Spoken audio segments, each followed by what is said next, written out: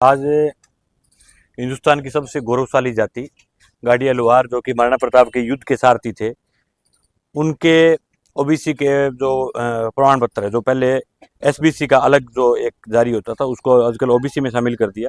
इनके लिए विशेष आरक्षित सीटें हुआ करती थी। इनके लिए सरकारों ने 25 बीघे जमीन की अलॉटमेंट की घोषणा की हुई थी। इनके लिए मकान की, इनके बच्चों की फ्री शिक्षा की, इस प्रकार की घोषणाएं आज़ादी के बाद प्रथम सरकार से ही लेकर के लगातार सरकारों ने इनके, हर सरकार जो भी आई उसमें इनकी घोषणाएं हुई। लेकिन अभी भी हालात ये कि हमारी नौर विधानसभा क्षेत्र में इनके सैकड़ों ऐसे परिवार है जो आज भी जिनके सर ढकने के लिए उनके पास छत नहीं है। कहीं इनके बच्चों की शिक्षा के लिए जाति प्रमाण पत्र नहीं बन रहा है, मूल निवास नहीं बन रहा है, जिससे बच्चों का एडमिशन नहीं हो रहा है। अभी एक रासिमपुरा का एक मेरे पास मामला आया था, उस बच्चे का मूल निवास नहीं बनने के कारण उस बच्चे का एडमिशन ऊपर वाली क्लास में नहीं हो पा रहा है। इस प्रकार की अलग अलग दिक्कतें जो है लगातार ये इनकी जो गाड़िया लोहार जो है वो हर गांव में प्रताड़ित है लगातार। कई गांव में भी, जो गांव के बाहर जो जमीन है जो कि मतलब के गांव की आबादी भूमि में नहीं है, उसमें में कोई टाइम में तो एसडीएम ने, कलेक्टर ने कह करके इनको बसा दिया कि आप यहाँ बस जाइए, आपको कोई हिलाने वाला नहीं। अभी लगातार उनको गाँव में कई कुछ लोग होते हैं जो लगातार शिकायतें करके इनको प्रताड़ित करते हैं। कई लोग कहते हैं कि आपके मकान को तुड़वा देंगे, आपके मकान को गिरवा देंगे। इस प्रकार की लगातार घटनाएं होती है। तो हम आज ज्ञापन देने के लिए आए हैं एसडीएम साहब को, और ये कहने के लिए आए हैं कि इनको एक तो एसओबीसी में शामिल किया जाए, एसओबीसी के साथ साथ गांव के अंदर एक विशेष सर्वे करवा करके सरकारों की विशेष योग्यता में गाड़िया लोहारों को माना है।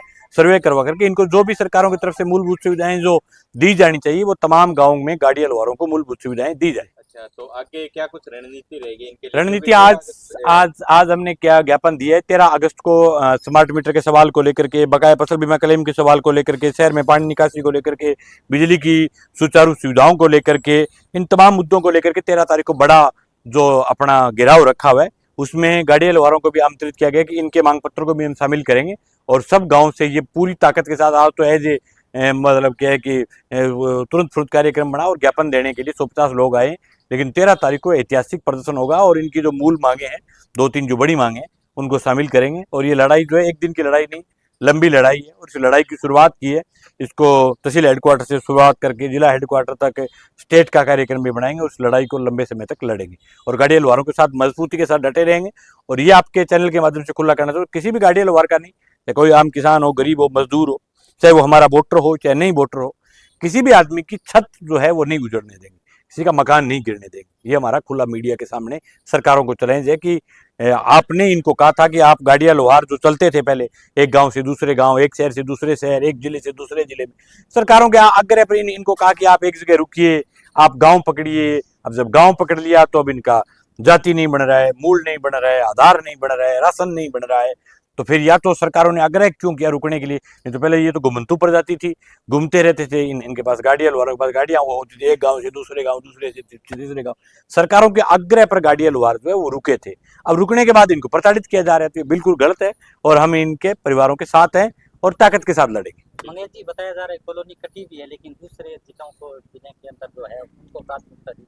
वो एक जांच का विषय है, क्या मामला रहा है कॉलोनी कटने के बाद और किन किन लोगों को उस कॉलोनी में फायदा दिया गया है। मेरा तो मानना ये है कि सबसे पहले अगर कॉलोनी कटी है तो सबसे पहले तहसील के जो लोग हैं जो यहाँ रहते हैं उनको फायदा मिलना चाहिए।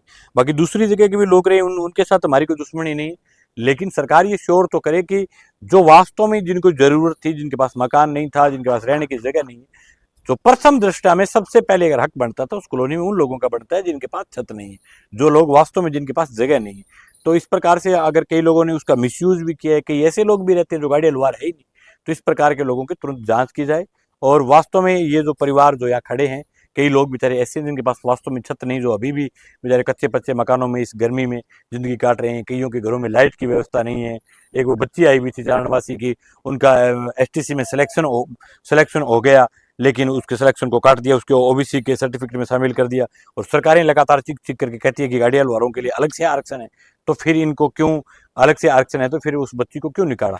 इस प्रकार से पूरी तस्वीरें मैंने मतलब नजर जुड़ा करके देखी है कि ये जो आरक्षण का जो मूल फायदा है इनको कहीं मिला ही नहीं। कोई इनका नौजवान नौकरी में नहीं है, कोई सर्विस में नहीं है, तो फिर आरक्षण का फायदा कौन लोग ले रहे हैं, किसको मिल रहा है इनके आरक्षण का फायदा?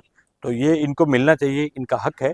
क्योंकि वास्तव में जो है वो खेतों में रहने वाले, गांव के बाहर रहने वाले, सड़कों पर रुकने वाले बहुत ही मेहनती कौम थी, जो कौम अपने खून और पसीने की कमाई का हक खाने वाली कौम थी, जिन्होंने अपना पसीना बहा करके मेहनत करके एक एक रुपया, सबसे ज्यादा अगर हार्डली कोई काम करता है तो वो लुहार करता है, जो अपने पूरे बदन को पसीने से तपा करके काम करता है। वो आदमी अगर भूखा सोए तो हमारे सब के लिए बहुत शर्म की बात है, नेताओं के लिए भी डूब मरने की बात है कि इस प्रजाति के लोग अगर अपनी छत के लिए घूम रहे हैं, जो सबसे ज्यादा मेहनती कौम थी, जो कि महाराणा प्रताप के युद्ध में उसके साथ, मतलब क्या है कि घास की रोटी खा करके भी उनके साथ लड़े थे, उन लोगों की आज राजस्थान में ये हालात है, ये बड़ी शर्म की बात है।